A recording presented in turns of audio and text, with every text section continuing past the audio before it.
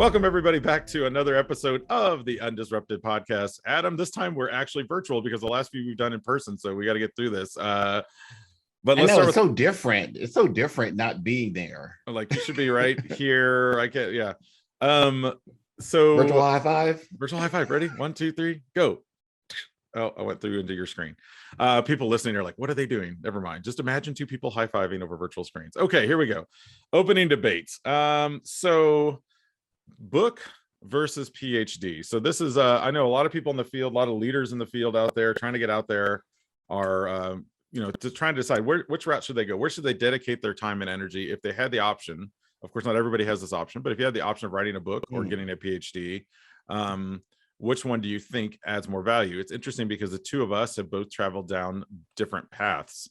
I had an opportunity to get a PhD way back when and decided instead to dedicate my time writing books for ISTE. You, of course, graduated with your PhD a couple of years ago, but you haven't written a book. So what's your thoughts on this? It's one of those things, well, depending on which route you go, I know one may cost you some money. Yeah. and unless you can have it paid for through your studies. But it's definitely has to be a passion, no matter which one you choose. I know, like for me, and in my space, what I felt I needed to do career-wise, that continuing education for me was just something that I wanted to do because it was a passion to do a little bit more research around the area of teacher self-efficacy and teacher support teams. It was something that I've dedicated a lot of my career to, and I want to find out a little bit more about it, and gives me a chance to become a quote unquote expert in the field. And when you go to school and you get that doctor attached to you, somehow or another somebody thinks you're an expert of it. But like you can become an expert by not doing that, just by writing up some books like you. Right. But I will say that the counter to that is that some people are like, well, he wrote some books, but he doesn't have a PhD in his field. So what's the quality of the books, so to speak? Which is funny, as I get people that call me doctor all the time. I don't correct them because I just feel like that's cool, Dr. Hooker, whatever. But for me, it's definitely it was a lot of time and energy, and unlike PhDs where you also take time and energy, you have to pay for it. Obviously with books you can make a little income, not a lot for those of you out there listening, so don't get all excited. Books are not something you make a lot of money unless you're a New York Times bestseller. So but for me it was the same thing. It's like I had a passion and I wanted to put it out there, but I wanted to put it in a different medium. But I haven't ruled out the PhD yet, and our guest today, I gotta have Sarah join us on screen here, is Dr. Sarah Thomas. She is the Undisrupted super fan, ladies and gentlemen. That's right. She's one of our first super fans. She tweets at us all the time. She's like listening to this episode and putting it out there on Twitter. We thank you so much for your support, Sarah. Sarah, where do you stand now? This is an interesting debate because you, unlike Adam and I, have both. You've books and PhDs, and I know you do a lot of work with publishing. So I'd love to jump in and hear your perspective on this.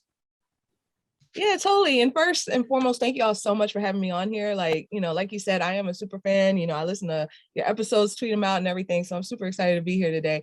My take on it is that you can do both. You could do books and a PhD. I know that probably at the same time would be very difficult, even though I've heard some people doing it. But they could come in any order. We have time and opportunities, and I've heard about some people taking their dissertations and turning those into books as well. So yeah, I'm a big fan of jumping in with both. Yeah, it becomes a little weird though. I know, like for me, I've had a few opportunities to do speaking events or whatever, and they'll say, "Okay, Adam, do you want a table set up for your book signing?" Yeah, about that. Like, you want us to call you Dr. Hooker? I'm like, well, I can't let you do that. Yeah. But when I grow up, I'll be like Sarah, so I can do both. I know she set I the can be bar. called doctor and have my table. She set the bar high for both of us, and we're going to try to live up to that at some point, for sure. So Sarah, tell us a little bit about who you are and what it is that you do. Yeah, absolutely. So I'm Sarah Thomas. I live in the DC area, live in Virginia, work in Maryland. By day, I'm a regional tech coordinator. So I work in a cluster with about 20 schools in my own cluster. And in the district as a whole, we have over 208. So, we definitely have our hands full. I absolutely love doing that. And by night, I would say that I am the founder and CEO of an organization called EduMatch that does a variety of different things. We connect educators along all lines of social media. We do publishing. We have done podcasting. We will bring that back at some point. Twitter chats, webinars, things of that nature. We also do professional learning and book studies and a variety of other things. And we have a nonprofit that gives mini grants to students and to educators. So, definitely loving connecting with educators around the world. Oh, wow. Yeah, you do a lot of stuff. Yeah.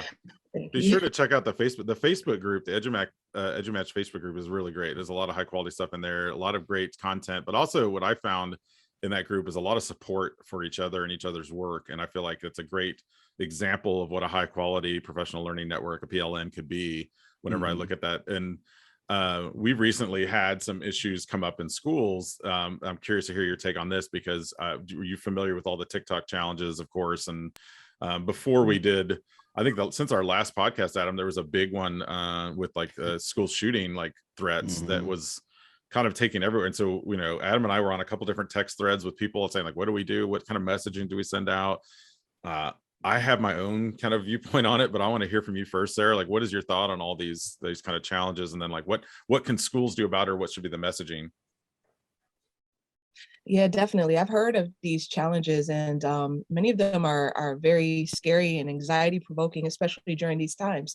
And it's really unfortunate that a select few individuals will take this route on social media, whereas social media can be a tool for so much good and so much collective learning. I've loved using social media with older students when I taught like high school and they were of age to be in control of their own accounts and just as a tool for authentic learning.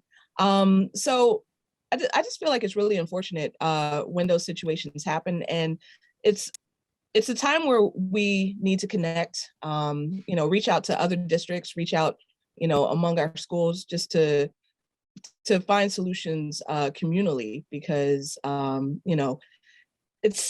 it's relatively new. You've been seeing threats and things like that online for a few years now, but this is still kind of a new-ish phenomenon. So I think that the solutions will come from collaboration and working together to address the issue.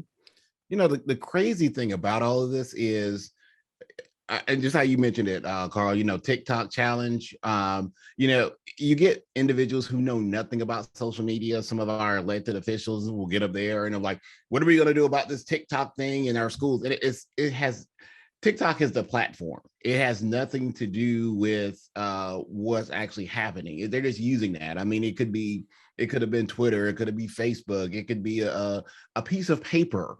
It could be smoke signals. They could be sending ravens. It's just a platform that they're using. Game of Thrones reference there, by the way. A House of Dragons. But it's one of those things where people just don't understand, I think, and it becomes that talking point where sometimes these people who are elected to office will get up and say things, and a parent or older people who don't know, they're like, yeah, let's shut down this TikTok thing. Get your pitchforks. And so that's the thing that we have to kind of control or help, I think, in our positions. Excuse me. Is educating people about what these tools can be used in classrooms. I know you mentioned at in the high school level, or just the communication with parents utilizing these platforms. So it's our job to help educate and support individuals knowing more about these tools and not just the headline that you may see. Right. I think that's kind of the big thing I have with this too. And I think when we don't understand something as a society, we kind of grab onto something that is tangible that we can understand. We're like, okay, well, before this, we didn't have these. Oh, it must be TikTok, because before this, we didn't have any of this stuff. Yeah, right. We've always had pranks. We've always had kids trying to do things. Now, obviously, they can do it to a larger scale now. But what I find ironic is that the parents, are not all parents, but a lot of parents come to the schools and be like, what are you going to do about it? And I'm like, wait a minute. I mean, I don't know that many schools that are teaching kids how to use TikTok. I mean, I do think that we should use social media, like Sarah was mentioning, we should use social media and actually model it, just like we model how to write a letter, just like we model like how to send an email. We should be modeling how to use these platforms. But to have all of that thrown on the school, I just feel like is we're already overworked and underpaid. I don't know how we can handle this as well. But to the parent point of view, I can also see them going like, we also have no idea. We're all learning this at the exact same time. It wasn't like, they got to learn it when they were kids and now they're going to teach their kids. No, we're all learning it at the same time. So I don't know, Sarah, what do you think about I mean, just is this, how much of it falls on the school? How much of it falls on the parent? Yeah, I totally agree with what you just said. Like, as far as the parents learning it alongside the kids, like, I know that in my district, and I used to do digit presentations for parents. And one of the things that I would highly advise the parents was to be on the social media channels that your children are on, so that you have a familiarity with it, so that you're able to understand, the basics, able to understand and help them navigate through it. And also to have like that open dialogue, that open communication with students, because they'll have questions a lot of times, and if left to their own devices, then who are they going to get answers from? Their friends?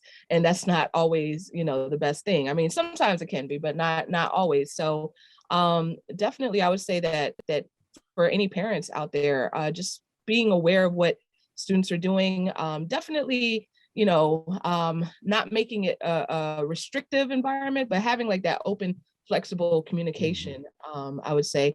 And the same could be said for us as educators, getting to know where our students are, not necessarily being their buddies on there, but just knowing the platforms, having a general understanding, just keeping up and staying informed whenever possible. I think that goes a long way as well. Before I ask the next question, I do have to say something really quick to everybody who's actually watching this. Unplanned, we are all representing the hood today because we all have on some form of hoodies right now. So you know how to say, throw your hoods up. So I just want over these giant headphones. It doesn't really work with massive headphones. I kind of look like Princess Leia now. Thanks. Yeah. So Sarah, so next question I have for you. In your position, you of course you're working with educators. What have you seen this year as far as teachers continuing to utilize the technology and the skills that they picked up during the pandemic, or have you seen what some people said, like a backslide to previous pen and paper, or also the teacher saying, oh, we have to balance it, and so they want to, they get a lot of textbook stuff and want to put away the Chromebooks or the iPads or the MacBooks or whatever. So what have you been seeing, and how have you been supporting teachers in navigating this new space that we're in now?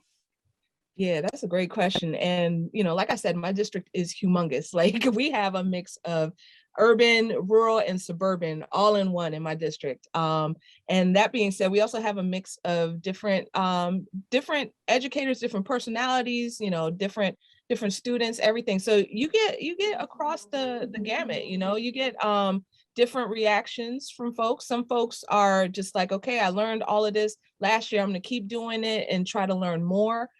You have some folks who are just like, okay, I learned these skills, I'm pretty familiar with them, I'm going to integrate them in my classroom the way that I learned them. And you have some folks that are like, okay, we're back, so let's ditch all this technology and go back to what we were doing before. And I mean, for the latter group, then that has kind of been my biggest fear, that we would go back and start backsliding and trying to play a whole bunch of catch up with this learning loss and all this, stuff. I'm doing air quotes for people who are listening. Seen enough episodes. She knows how we feel about this. Yes. Oh, yeah. I feel you. Absolutely. But I mean, it's very important to, at a minimum, hold on to the gains that we've made, at a minimum. And I know that right now the climate is very, very challenging for educators.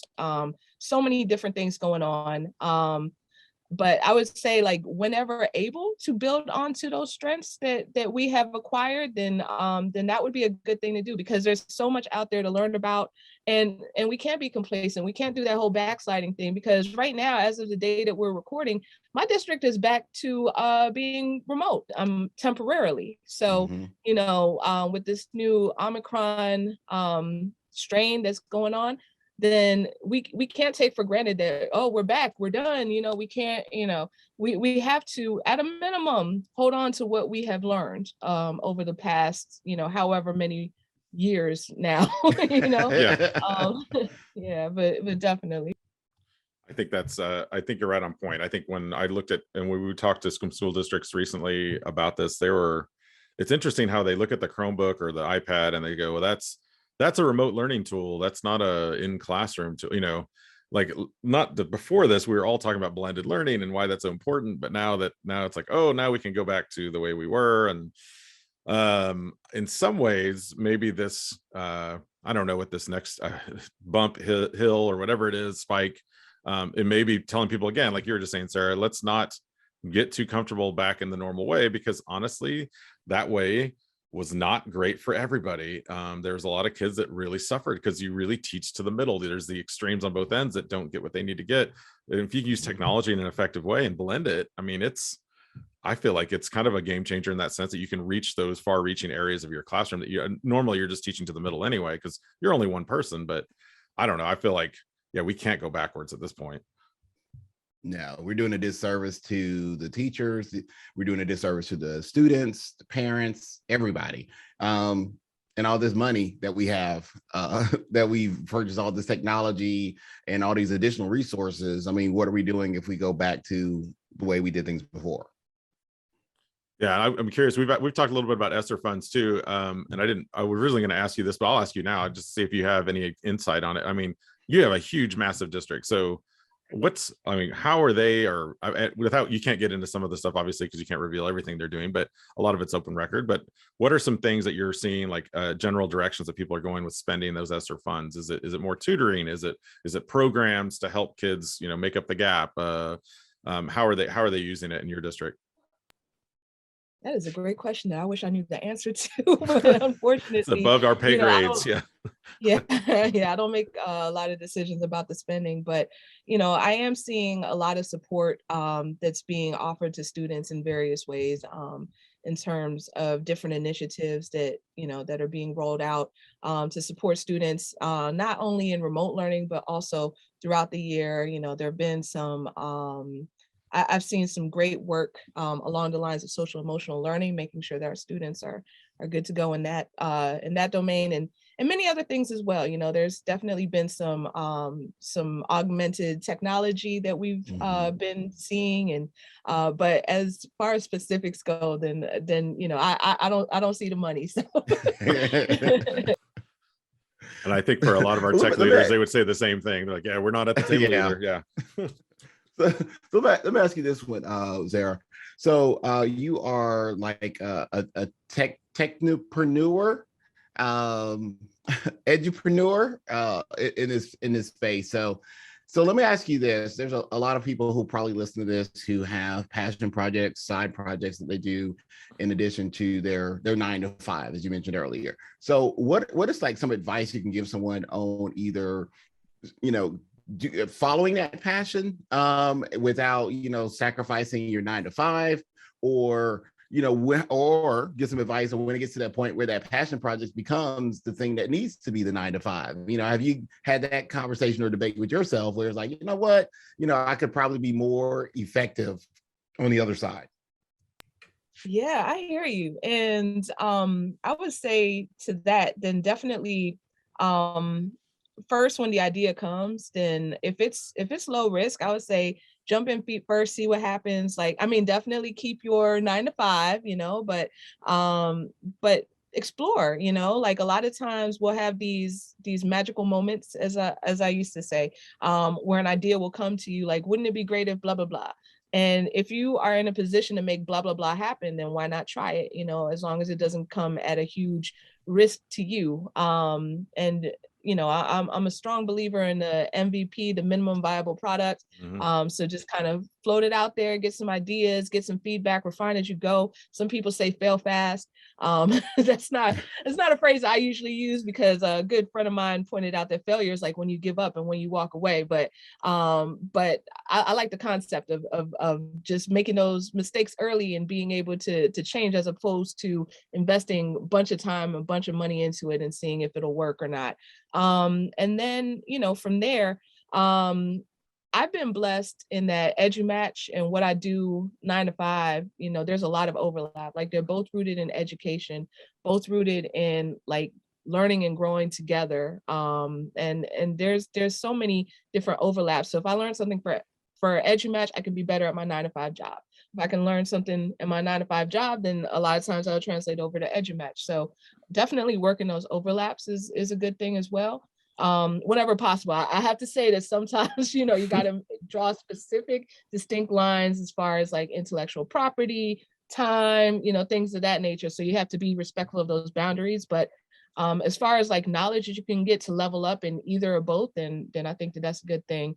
And as far as making the leap, then obviously I'm working my 9 to 5. I love it. It is, it's my dream job. And I'm fortunate to have a foot in both worlds. Somebody gave me the great advice that if you are, and I don't know if I'm gonna follow this, but somebody told me this.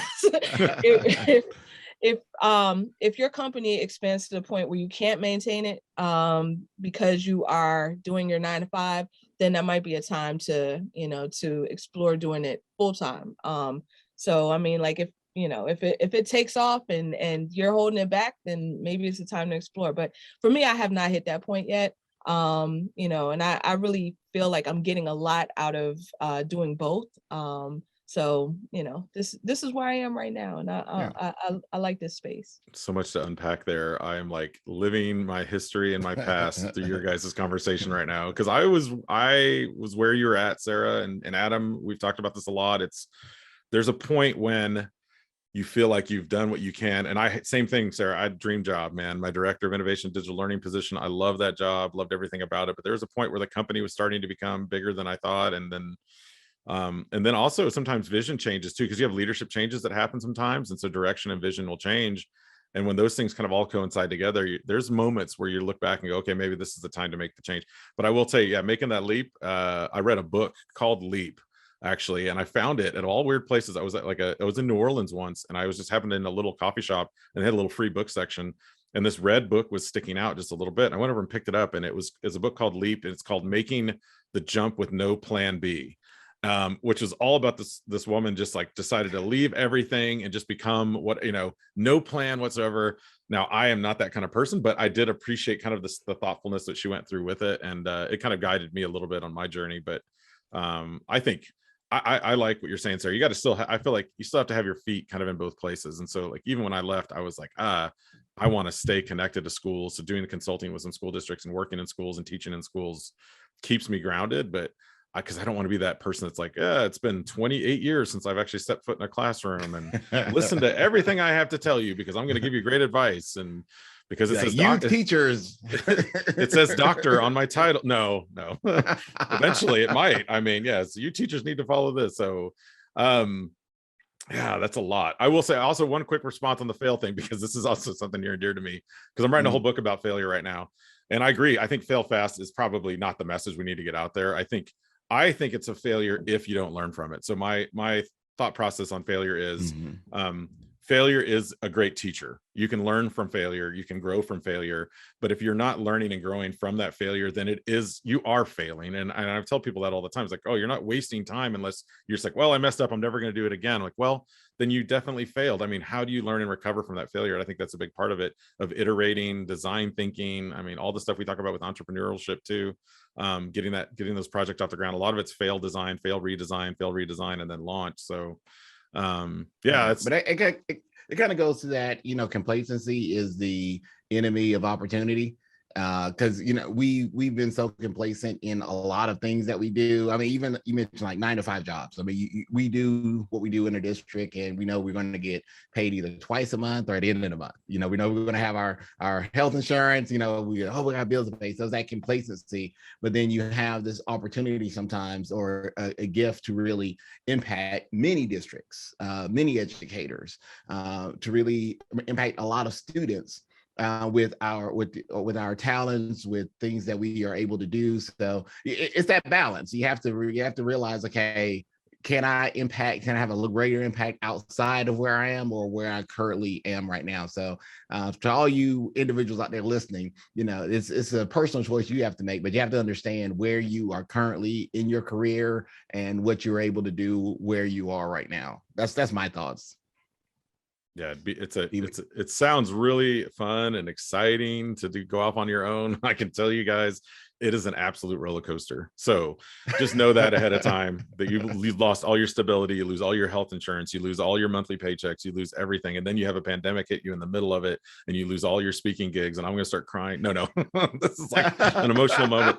And you invested half of your nest egg in a bar right before the pandemic, but that's a whole nother, just say theoretically you did this, air quotes again. Anyway, check out Idle Hands in Austin if you're ever here, because the bar is still going.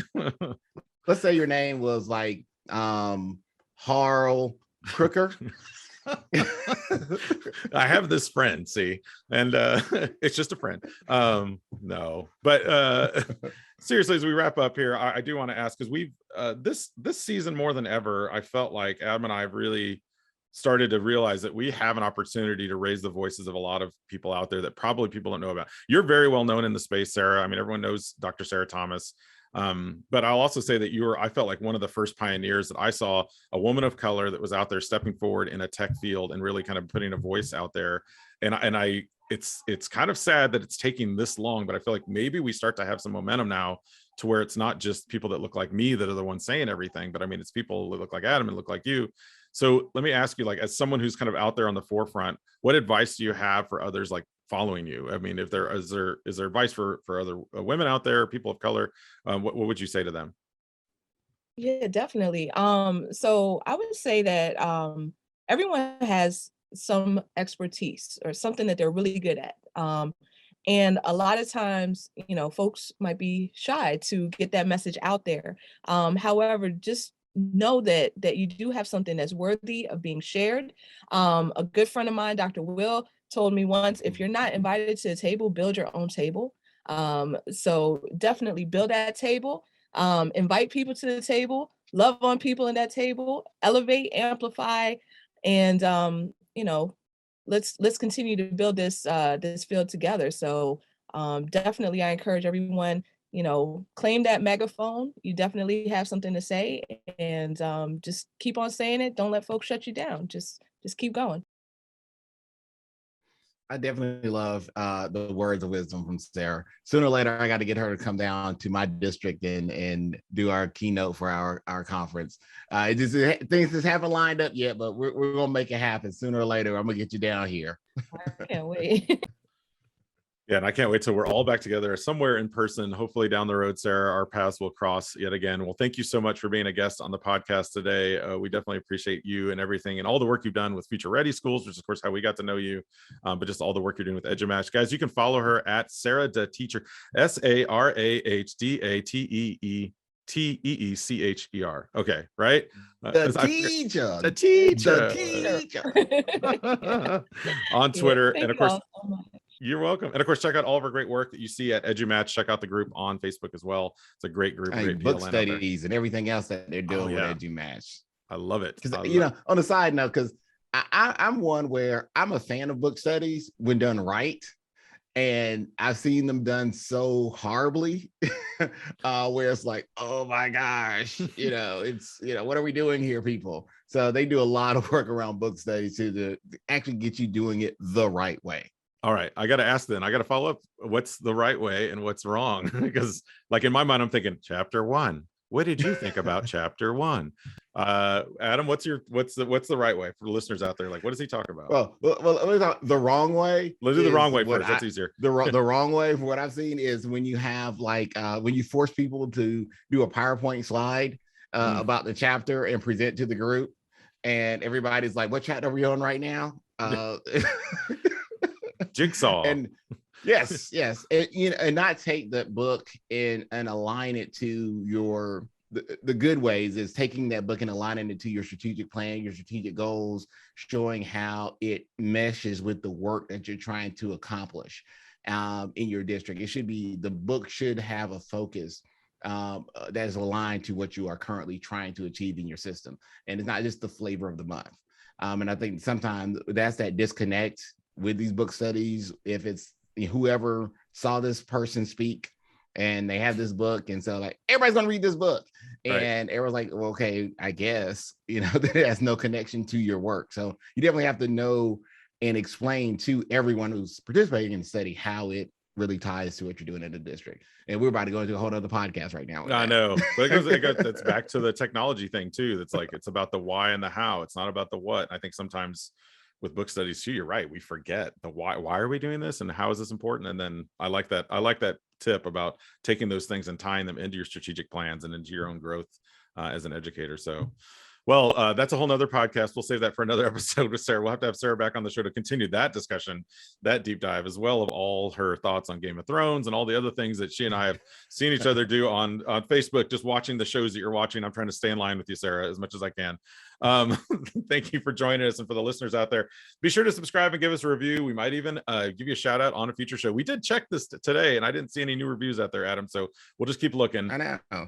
But one of these days, someone will throw something up there into the Apple review space. But for those of you, this has been the Undisrupted Podcast, brought to you by Future Ready Schools. He's Adam, and you can follow him at AskAdam3. And this guy's Carl, and you can follow him at Mr. Hooker. And remember, ladies and gentlemen, boys and girls of all ages, we are better together. And we are better undisrupted. This podcast is made possible by the generous support of Amazon Web Services.